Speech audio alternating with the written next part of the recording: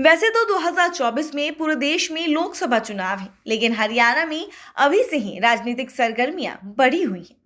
इसकी एक वजह इन दिनों बीजेपी और जेजेपी गठबंधन टूटने की चर्चा भी है। हालांकि बीजेपी के पास जेजेपी से गठबंधन तोड़ने की खास वजह भी है। बीजेपी के नेता यह मान रहे हैं कि जेजेपी के साथ लोकसभा चुनाव लड़ने से पार्टी को नुकसान होगा। अभी सूबे की सभी 10 सीटें बीजेपी के सांसद हैं। ऐसे में यदि गठबंधन में चुनाव होगा तो अपने हिस्से की कुछ सीटें जेजेपी को देनी होंगी। ऐसा हुआ तो लोकसभा के बाद विधानसभा में फिर भाजपा पर जेजेपी का दबाव बढ़ेगा।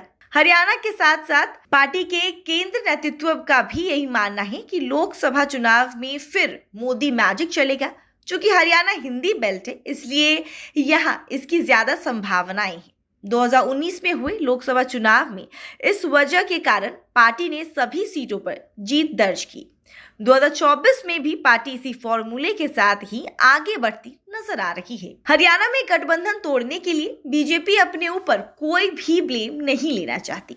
यही कारण है कि अभी तक पंजाब फॉर्मूले पर ही बीजेपी चल रही है।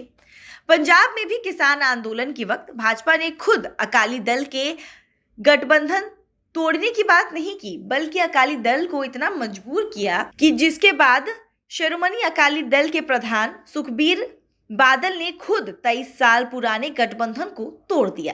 हालांकि अब अकाली दल फिर गठबंधन चाहता तो जरूर, लेकिन भाजपा अपने आसपास भी अकाली दल को नहीं मंडराने दे रही है।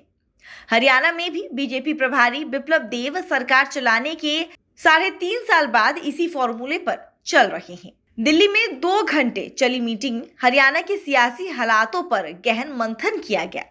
बैठक का प्रमुख मुद्दा बीजेपी और जेजेपी गठबंधन रहा।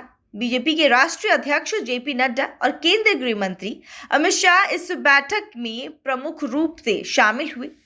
इसमें हरियाणा के सीएम मनोहर लाल खट्टर, प्रदेश प्रभारी बिप्लब देव, प्रदेश अध्यक्ष ओम प्रकाश धनखड़ और हरियाणा बीजेपी कोर ग्रुप के नेता मौजूद रहे। सिरसा की रैली के तुरंत बाद बीजेपी की हरियाणा इकाई ने बीजेपी आला कमान को ताजा फीडबैक दिया।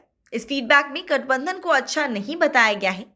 इसके साथ ही बीजेपी के कई नेता पहले भी अकेले चलने की सलाह दे चुके हैं। बीजेपी प्रभारी बिप्लब पहले ही निर्दलीय विधायकों को लेकर चर्चा कर चुके हैं। यह प्लान भी बन चुका है कि हरियाणा में बीजेपी निर्दलीय विधायकों के भरोसे सरकार खड़ी कर सकती है।